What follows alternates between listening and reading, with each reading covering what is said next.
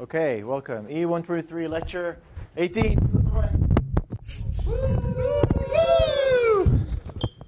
Sorry. Yeah. Absolutely. Absolutely. That's my favorite lecture. Okay, so I want to continue on talking about what we did last time. Last time we talked about we've got a lot of things to do. By the way, did you see I sent a post on Piazza about this crowdsource funding that got raised enough money to produce these small ADSB boxes based on the RTL SDR and sell them for $200 or $150 I think, as opposed to about $1,000 that you'd buy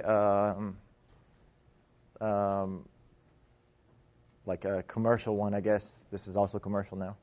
But those are based on RTL SDR and a Raspberry Pi. Pretty much, that's it. So yeah, I thought it was pretty cool, and it's mostly it's aimed towards small aircrafts that usually don't have ADSB on them, and so now they're able to equip relatively inexpensively ADSB equipment on those aircraft by leveraging other technologies like iPad, right, and the Raspberry Pi and the cheap TV dongle. Okay, so last time we talked about interchanging operations, and we showed that if you cannot really interchange a filter with an expander, you have to do something for that interchange to be correct. Basically, you need to expand the filter as well. Okay, so once you interchange them, you basically need to change your filter to be an expanded filter. That's pretty much it. And what about the case where you want to do the opposite, where you have an expander followed by a filtering? Well, you can only compress the filter if it was expanded before, like if there was like zeros in between. The result of that effectively is that if h zeta to 1 over L is rational, then it is possible to do. If it's not rational, then it's not possible to do. Okay, it's not possible to exchange those. Okay, so this is we went last time. And so one thing that we haven't covered is what happens with a compressor. Okay, so when we do upsampling, downsampling operation, we've got a compressor, we've got an expander, and we want to analyze what do you do when you have a compressor. And so as it turns out, if you have a compressor, when you compress by a factor of m and then filter, you can also exchange that to first filtering with an expanded filter, and then compressing the result. Okay? So first you expand the filter, and then you compress the result. And that allows you to interchange these set of operation. And the way we're going to show this is, again, very simply, what we're going to do is I'm going to show that if you push x through this operation, it's the same as first pushing x through this operation, which we're going to call v, and then we're going to show that they're going to be equivalent. Okay? So the way it goes is the following. So I'm going to look at the transfer function, basically, of y of n. Okay? So the z transform of y of n. And then I'm going to show that if I push v of n through a compressor, then it's going to be equivalent to y of n. Okay? So if you look at what is actually y of n is a compressed version.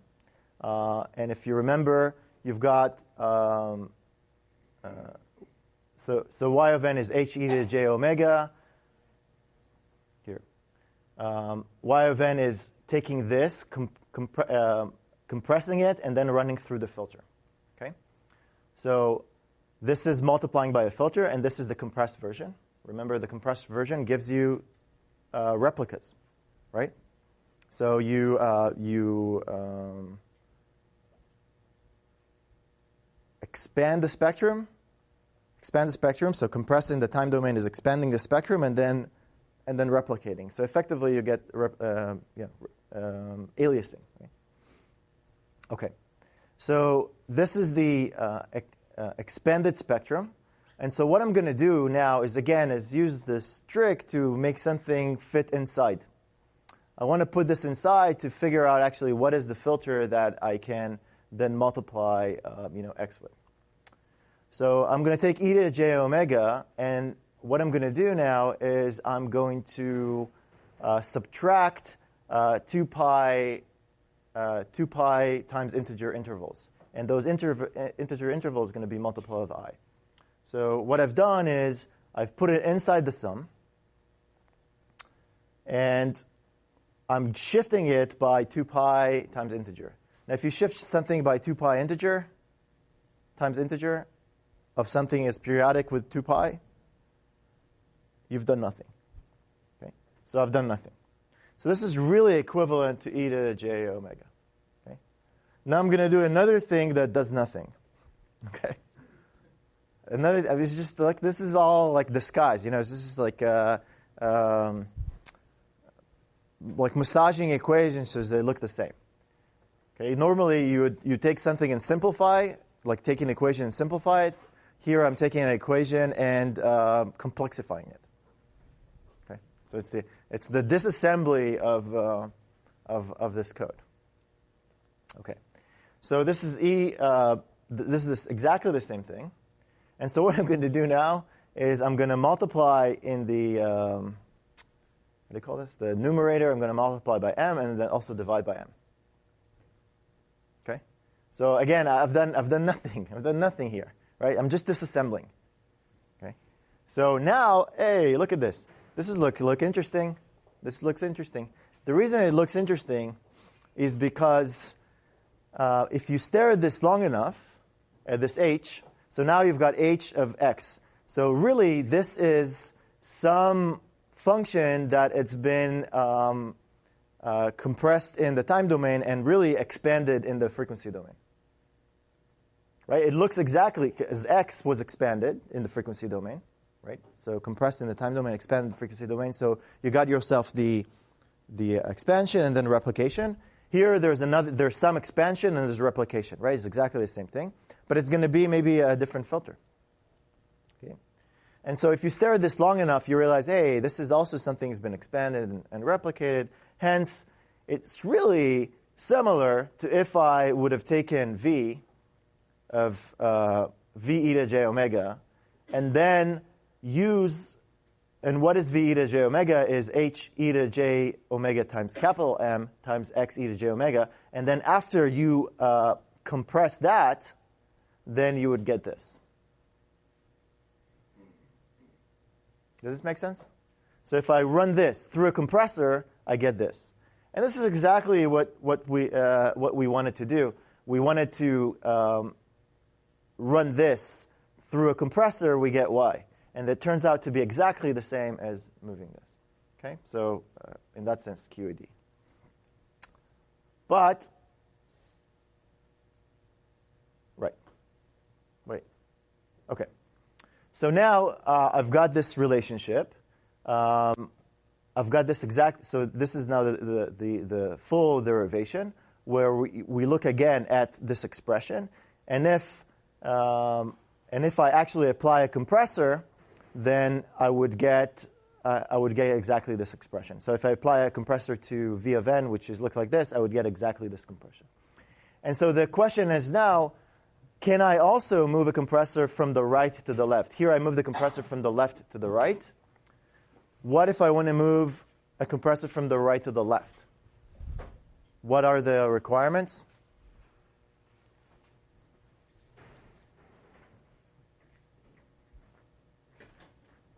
To move to the left or the right, I take h z omega to the power of m. What if I want to move it from the right to the left? I can move it back. So I need to divide by m, right? So I need to divide by m, pretty much.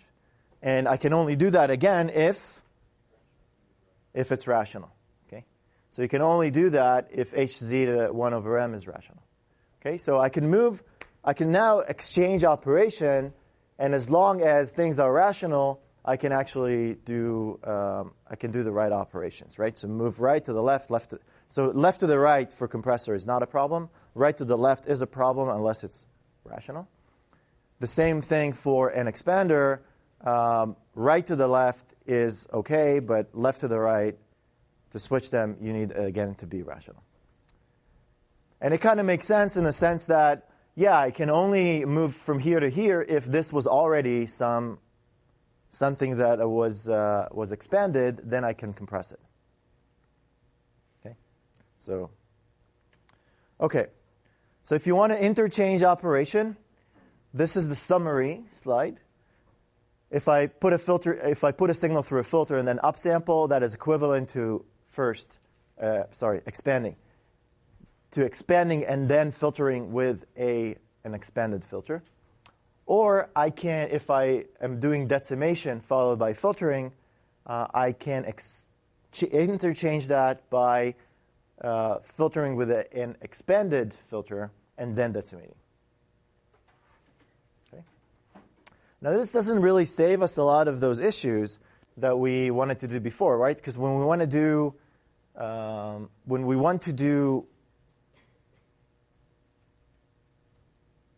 downsampling, we do filtering followed by decimation, right? So we want to do actually this, right? We want to filter and then decimate. And then if we want to interchange that, I can only do that if hz to the power of m is rational. I can only do that then. And if I want to do upsampling, first of all, I expand and then I filter. So expand and then filter is here. And then I can only interchange them if it's rational. It's not really, it's kind of like a problem, right? It's not I'm trying to save you operations, but I can only do that then if my filter can be, it's already a result of an expanded filter, right? So I can't really do that in general, which sucks. So why Mickey, you're wasting our time?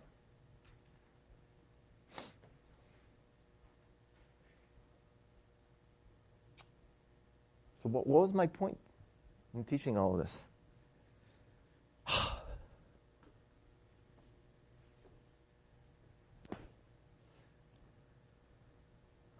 failed.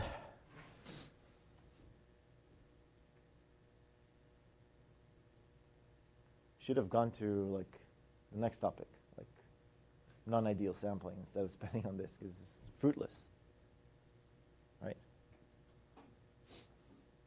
Unless somebody can save me.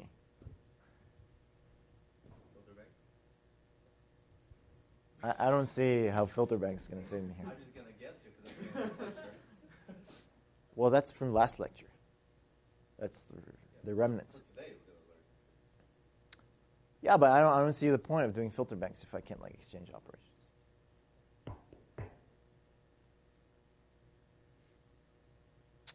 So you can only do that if your filter is expanded, right?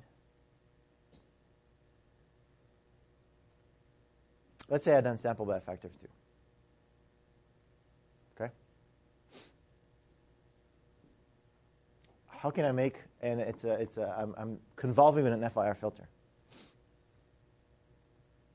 Convolution is linear? Is it a linear operation? What does it mean, linearity? Scale it scales, but also superposition. Yeah, superposition is... Yeah. So I can only do a filter, like I only exchange if my filter has zeros in between, right? Pretty much. So it's already a result of an expansion.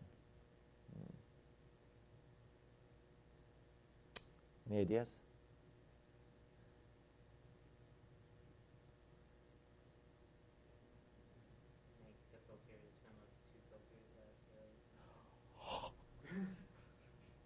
Oh, wait a second. Can you repeat what you just said? Make the filter the sum of 2 filters that have zeros in between. Oh, make the filter to be sum of zeros that have sum of filters that have zeros in between. Wait a second. Then maybe I can interchange something, right? Ah. Interesting. You know what you just invented? You invented polyphase decomposition. Do you know that? Nice. Okay. So yes, so what we could do is we take the impulse response of our filter and decompose it. Okay? So if you look at the filter, this is let's say H of n. I can decompose it into 2 filters. H0 of n and H1 of n. Now note that there's a tiny issue here, right? The only so H0 of n and H1 of n, you know, the beginning of H1 of n is actually the blue one, where the blue starts. So it's shifted by 1 sample. Okay? So I can't just add H0 and H1. I need to add 0 and then a delayed version of H1. Okay, that's what I'm going to do. So H of n equals to the sum of what? Yeah, we could have decomposed. Yeah, damn it. We can decompose. Last name? Monetary Lucas. Okay, so we decompose it into the sum of shifted filters that are, kind of expanded, if you think about it, right? Right. So basically, if this is H0 of n, H sub 0 of n, and this is H sub 1 of n minus 1, when you add them together, you get this. Okay? That's pretty cool, right? So now I've got myself filters that, if I compress them, they have a rational, they're going to be rational, right? There's basically no aliasing or no overlapping or things like this. It is possible to compress them. Okay. All right. So what I'm going to do now is I'm going to define the following the following filters. So I'm going to have these H sub k of n's. H sub k of n's are these individual decompositions, right? That If I decimate by a factor of 2, then I break my filter by, if I want to break into 2, then I break my impulse response into 2 filters. If I want to do 3, I break my impulse response to 3 filters. If I want to do 4, then I break my impulse response to 4 filters. So h sub k of n is the breakup of those filters with the amount of zeros in between, and they're not the delayed version of them. Okay? So when I sum all the delayed version with delay by k, then I'll get back h of n. If I decimate it by a factor of m, I'm going to call this e sub k. So that's the decimated version, e sub k of n. And e sub k of n is really h sub k of n times m. Okay? So that's the compressed version of those filters that have before. Okay, so h0 of n will be compressed into e sub 0 of n, and then h1 of n is going to be again compressed to that. Okay, that's great, right? Almost.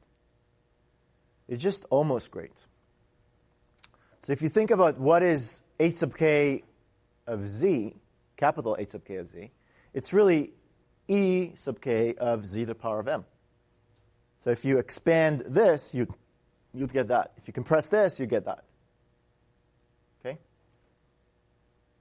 Questions? Right, this is clear? Expand, it's like, just expand. But whatever's 0, we're just not including it. Now, if you recall, h of n is delayed versions. And if it's delayed versions, then really h of z is equal to the sum of k all the way to m minus 1 of this e sub k z to the power of m multiplied by z minus k, which represents the delays. Okay, so the Fourier transform, the z transform, when I substitute, e's into h's and apply those delays and sum together will give me this. Okay? Does this make sense? Great. Okay, so now here's really the polyphase decomposition. The polyphase decomposition says that we're going to decompose the transfer function of h of z into the sum of delayed transfer functions that are compressed. So it's the sum of these compressed transfer functions that are delayed by k. So the way to implement this is I take x of n and I pass it through E0. That is the compressed version. But that's not enough. I need to delay it and then pass it through E1. And then I need to delay that and pass it through E2, and then so on and so forth till I get to E sub m minus 1.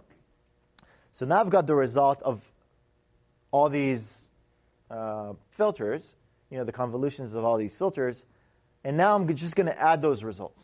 Because the beauty about convolution, that's linear. So if I convolve with something and then I convolve with parts of it, then I get back if I add the result, then I still have the same thing. Does this make sense? So really what I did, I broke my filter into smaller filters.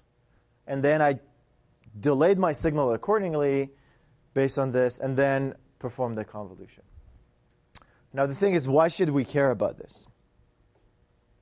And of course we should care about this, because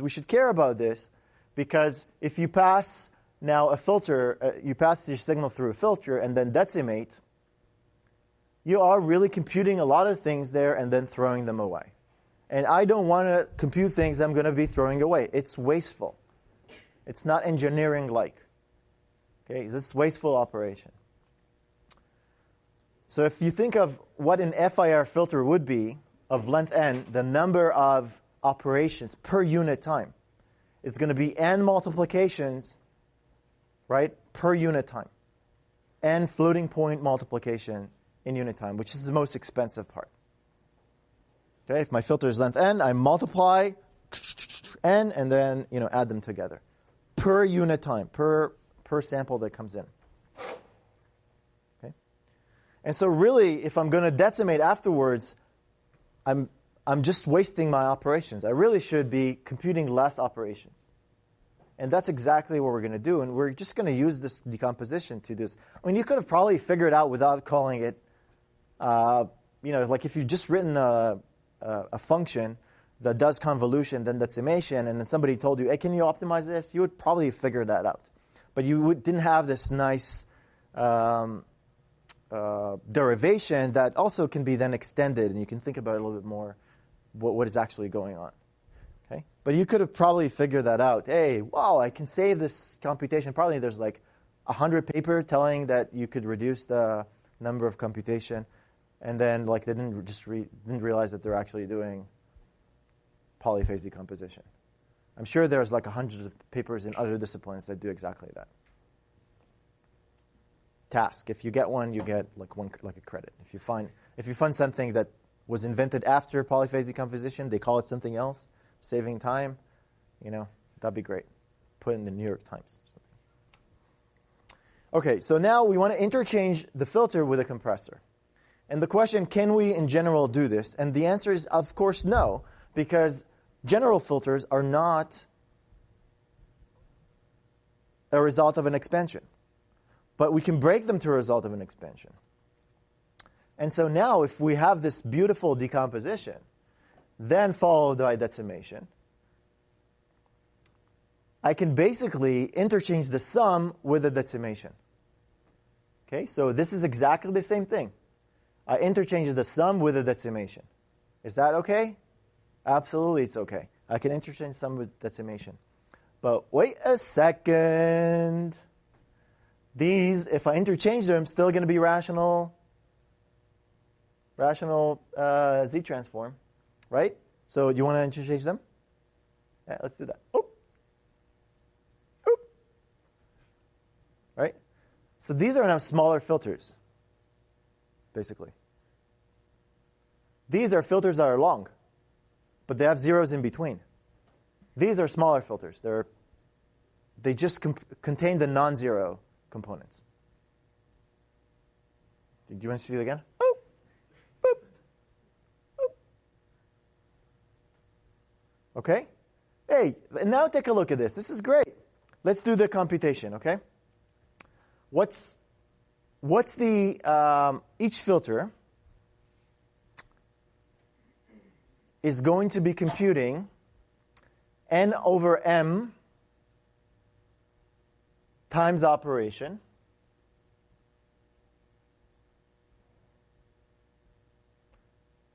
n over m times operation. Is that right? Yeah.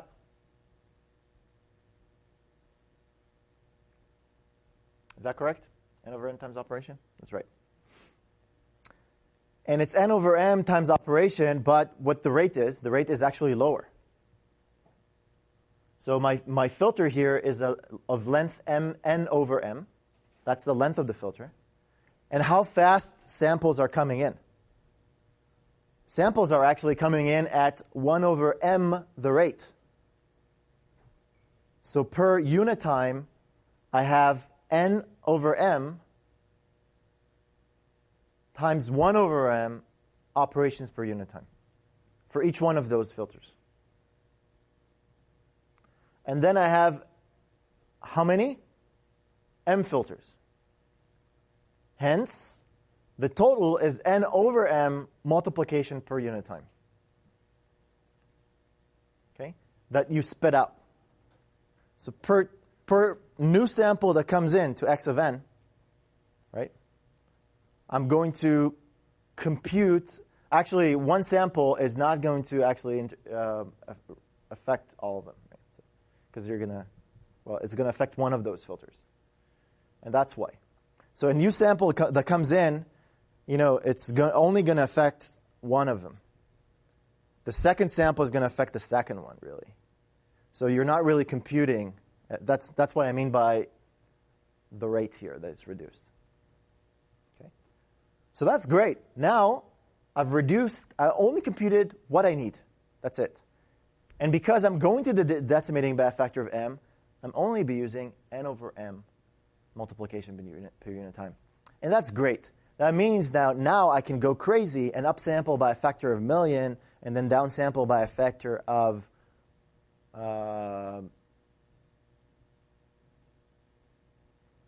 99 1,999.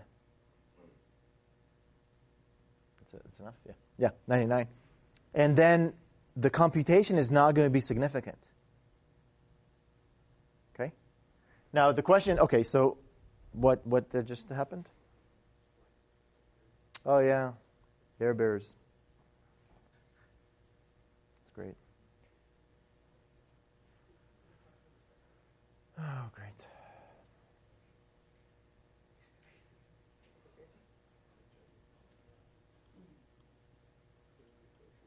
Okay, so this is huge.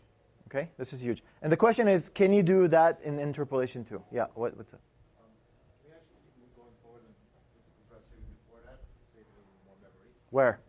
So like you have compressors after every delay. Yeah. Can we move it in the previous stage?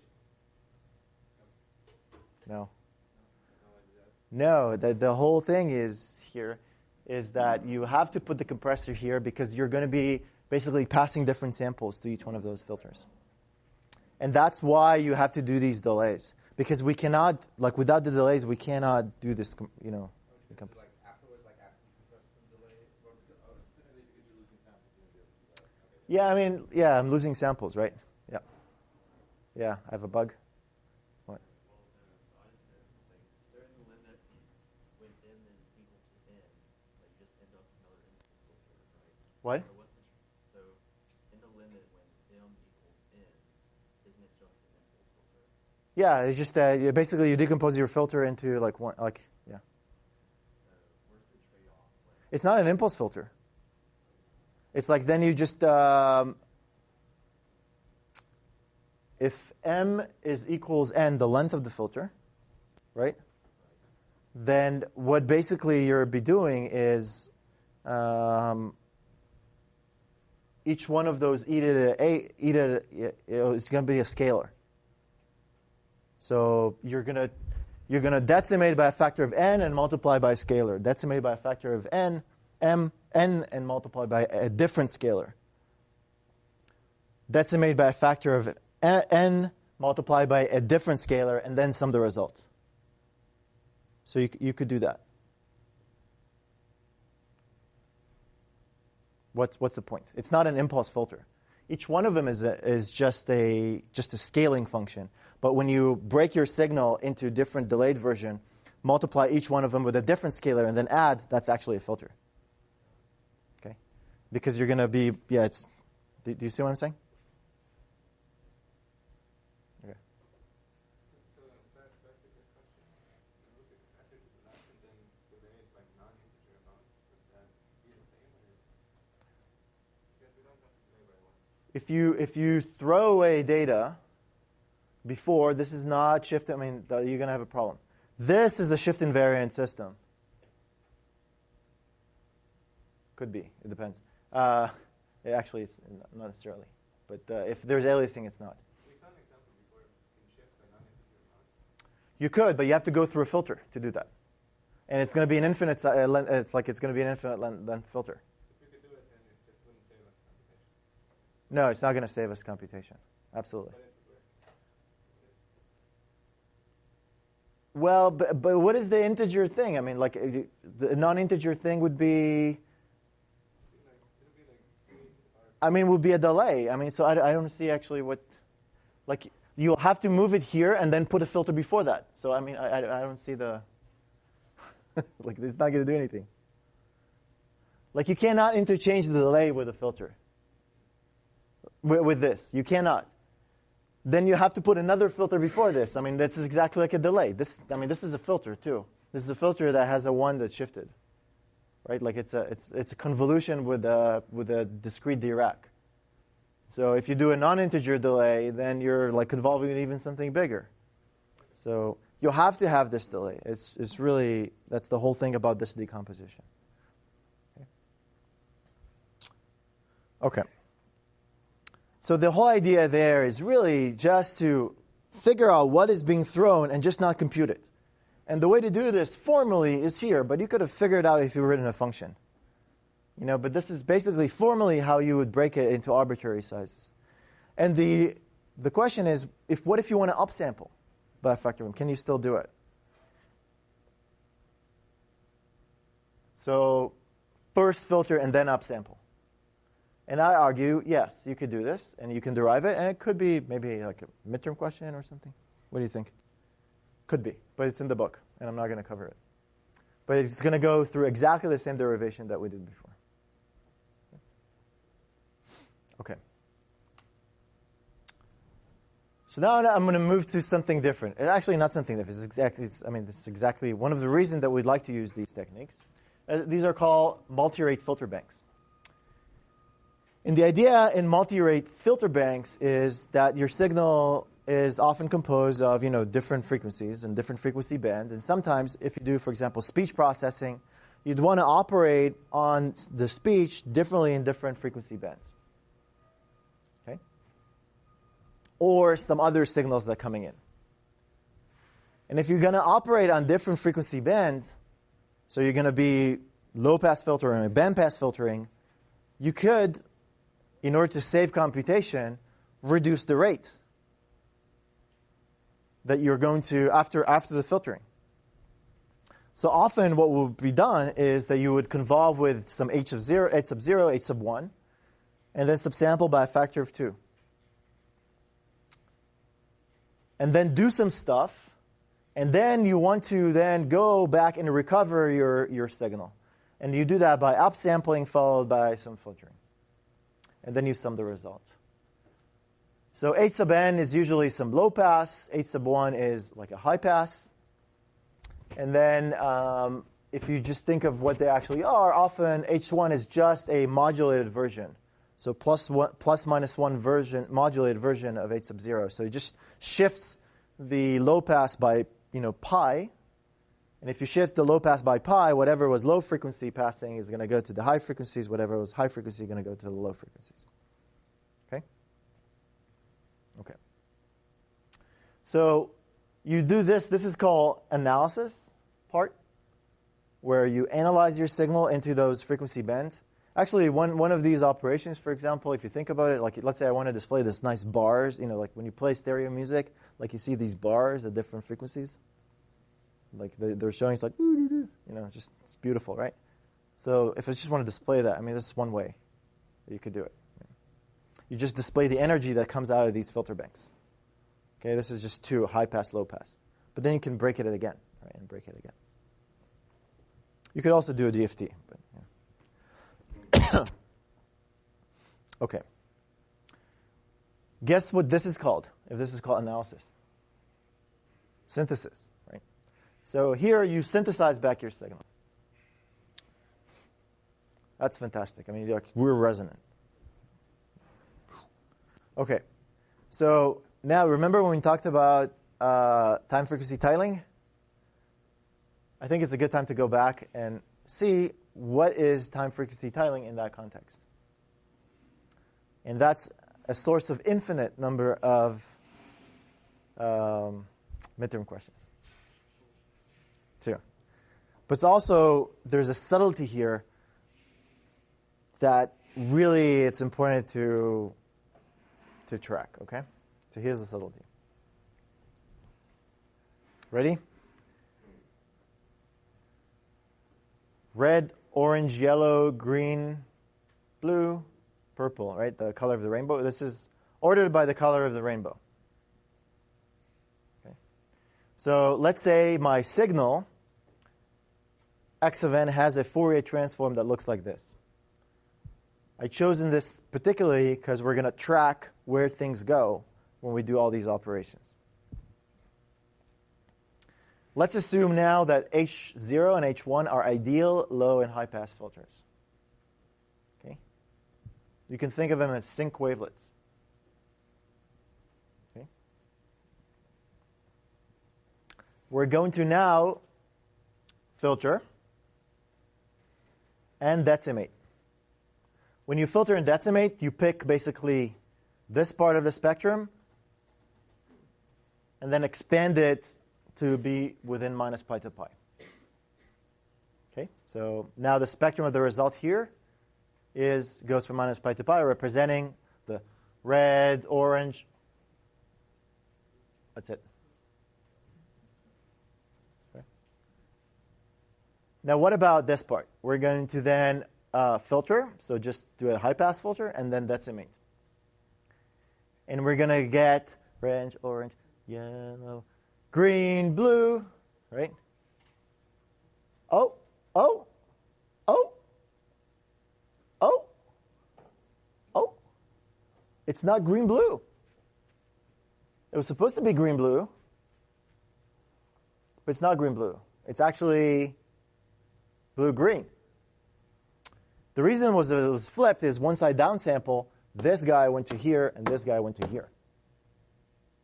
They didn't go to here and here. It's not demodulated, it's aliased. But it's not overlapping, so it could be recovered. But when I downsampled this one went here and this one went here, so I got an exchange. So from a time frequency analysis, they're still representing the same band. Right? One represents the low pass part of the frequency tiling, and the other one is, so it basically breaks the frequencies into two parts, and then you've got time, and one represent the lower part, and one represent the higher part, and broken into time. Right? That's the frequency. So these are the boxes. Right? 2 boxes in frequency and many, many boxes in time. Okay, that's still not a problem. The problem occurs when I do it again. If I then decompose it again using high pass and low pass. Because when we talked about wavelets, we do a high pass, low pass, and then decimate, and then do another high pass, low pass, and then decimate. Here's what happens. Okay. If I do a low pass on this one, so this is the spectrum here, and then I low pass again, and I downsample, I'm going to choose the red, right, red. And then the other one is orange. Right? And that's it, right? So that's fine. What about here, though? Well, here, when I do the low pass, I get the blue, and here I get the green. So those were actually flipped. So if you want to now track the time frequency tiling, I've got a flip here. So I need to be able to track which one was flipped and which was not. And the flip only happened because of the decimation. If there was no decimation, that wouldn't have been the case. Okay? If I would not decimate, then that would not have been the case because there won't be any aliasing. Right? So if I just then I can't just do low pass, high pass. I have to do, if I don't decimate, I have to do band pass, pretty much. Okay. So that's the case. Okay, so now I want to do a reconstruction. And I want to do a reconstruction using perfect ideal filters again. Let's see how we can build that signal back up. Okay. So I'm going to take the low pass component, right, and push it and upsample it, and then push it through G0. What is G0? It's going to be a low pass. And this one is going to be a high pass. Okay? So H1 and H0 and G0 are similar. H1 and G1 are almost similar, only flipped. G0 is also flipped, but it's symmetric, so it's not a problem. Okay, but these are ideal low-pass and high-pass filters. Okay. So I'm going to push this through, and if I upsample, what I do is I squeeze my spectrum. So now I've got like 2 replicas within minus pi and pi for both of them. Okay. Does this make sense? Right. Okay, now I'm going to do a low-pass here and a high-pass here. And then I'm going to add them together. And ta-da! Red, orange, yellow, green, blue. Okay, we're back. This sounds great, right? Sounds great. It's great. I love it. I love it. With ideal filter, it works. Right? It works with ideal filters. So I can do these decomposition, it's great. I can decimate, I can, do these operations with ideal filters. Now the real question, okay, so now there's a couple of things you have to remember. When we do this, we can do reconstruct. How's the frequency tiling happens, then you have to kind of remember this, because it's going to, like if you do all these breakings, then you need to know exactly what you're going to be filtering. So if you didn't actually think of this flip that happened, you would be filtering the wrong band in the wrong way. Okay? So that's why it's useful. It's not just for kind of midterm type of questions. It's also for real life, implementations. Let's see what happens with non-ideal filters. Okay? And let's take the HAR wavelet one. Okay, HAR. It's not really non-ideal, right? They kind of taper off not nicely. Okay? So in that case, if you look at what is x e to the j omega, and I'm now just displaying, this is x e to the j omega, so it's just red, orange. That's it. And I'm going to low-pass filter and then decimate. This is H0 e to the j omega. This is H sub 1. They're just pi mirror filter of each other's. Okay? High-pass, low-pass. And then when I filter, I really filter like this in the frequency domain. And then I'm going to be decimating, so I'm going to have some aliased version. So the high frequencies are going to alias onto the low frequencies. A little bit. Not much. I mean, most of the signal is actually going to come from the low frequency. But some of it is going to come from the high frequencies. And so is the other case, right? I do a high pass here, I decimate, and I get that. Then I'm going to do stuff. Okay? I'm going to do stuff to them. And what is my point here? Oh, yeah, I got my point. I'm going to do stuff to them. And now this is what I have here. Okay? And now I'm going to be upsampling and then low-pass filtering. Again, filtering. Low-pass, high-pass filtering. So if I upsample, I get replicas of that. And then if I upsample this, I get replicas of this. So if I just add them, it's not going to work. I need to then run it through this multiplied by G sub 0 and this by G sub 1. And if I want to have a perfect reconstruction, I want that when I add this to this, I want to get exactly x e to the j omega. And the question is, can I actually do this? Is there some combination that would actually let these, with some filtering, be, even though they're aliased, to be the right thing? And the point is here that I want the aliasing to cancel. I want to create filters such those aliases, when I add this after filtering and I add this after filtering, those cancel in the right places. So if you write down what is y e to the j omega, you can actually write it down. And y e to the j omega is really, if you just follow all these operations, what you've got is you've got one replica that is the real one that you're interested in, multiplied by all these filters, goes all these filters. And then you've got the aliased version multiplied by these filters. So G0 and then H that's shifted, and then G1 with H that's shifted. And this is the aliasing component. And so what I need to do is to come up with some G's and H's such that this, when I add them together, cancel. That's pretty much what it comes down to. And as it turns out,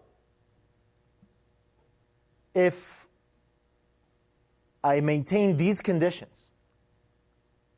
and this is all, you can find it also in the book, those derivations. If you have these conditions of the spectrum of H1 is actually a quadrature, it's called a quadrature mirror filter. So it's just shifted pi version of H sub 0. If this is true, and if G of 0 is also equal to 2H0, And if G1 is minus 2H1 Ej omega, if this is true, then the aliasing would cancel. Because then if you would substitute those into this previous equation, they will cancel. So in the case of a quadrature mirror filter around pi over 2, so my high pass is the shifted version of H0, and I have these conditions, then I get that. And for the case of Haar, H of 0 would look like this. G of 0 would be just twice as big. H sub 1 looks like this, and that's a quadrature mirror filter of this one. And G of 1 will be a flipped version that is twice as high. If that is true, then you can get a perfect reconstruction when you do this upsampling and filtering afterward. Yep. What happens to this relation that you need if you're not downsampling and upsampling by 2? In this example, what we have... It's going to be more complicated. Yeah, this is all, so the thing is, you can have another stage afterwards, right? You can have another stage that you could do, and you could probably do some interchanges of filters, but then all of this is a little bit more complicated. It's much easier to analyze, and people I think have done some analysis when it's not exactly a factor of 2. But it's not as trivial, but you can also come up with probably perfect reconstruction filters, yeah. So the stuff in the middle, it can't do anything that can make the aliasing worse. Right, that's going to be a problem. So if you actually do something in the middle that messes up some of this aliasing, you might get some of it back, right? Yep. So that could be an issue in some way. But when you do these, so the aliasing would not necessarily cancel perfectly. Absolutely.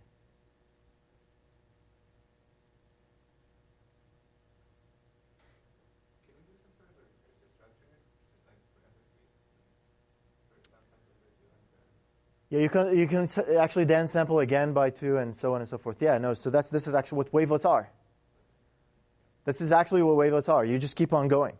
Yeah. And then you can build it up again, back up. And this is what Haar wavelet is, really. This is how it's implemented.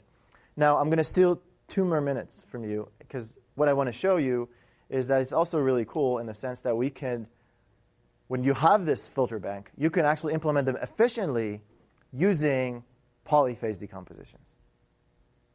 So you can implement the Haar wavelet efficiently using polyphase.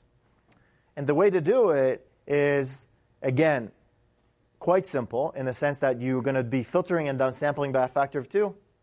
We know how to do this fast, right? We're going to decompose it into, E. So there's E sub 0, 0 and E sub 0, 1 create H sub 0. E sub 0, 1, 0, E sub 1, 1, create this. And you can kind of come up with a derivation. It's actually not too hard.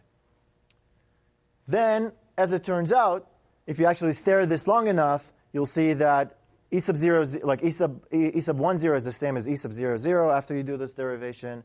And E sub 1, 1 is actually minus E sub 0, 1. They're actually exactly the same.